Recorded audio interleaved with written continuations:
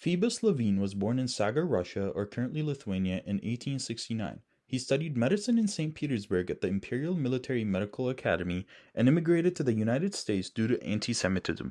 Levene would build his experience working in his organic chemistry professor's laboratory and eventually moved on to working with famous researchers like Kossel and Emil Fischer. He was later appointed as a member of the Rockefeller Institution for Medical Research and started designing more efficient methods of analyzing nucleic acid using advanced methods.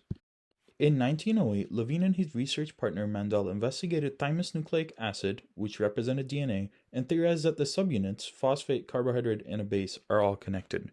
A year later, in 1909, Levene worked with Jacobs to investigate and break down another type of nucleic acid, yeast nucleic acid, which represented RNA, where he found the three subunits he found in DNA, as well as identified the carbohydrate as D-ribose.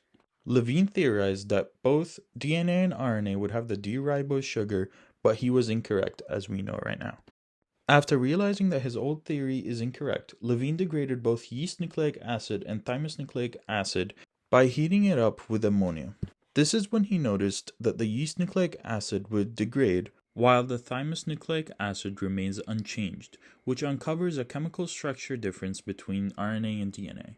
Finally, in 1928, Levene, with the help of FMS London, uncovered that the thymus nucleic acid does not contain a pentose or a hexose, but in fact it was a deoxypentose, which was later named as 2-deoxy-D-ribose after fixing errors performed during research.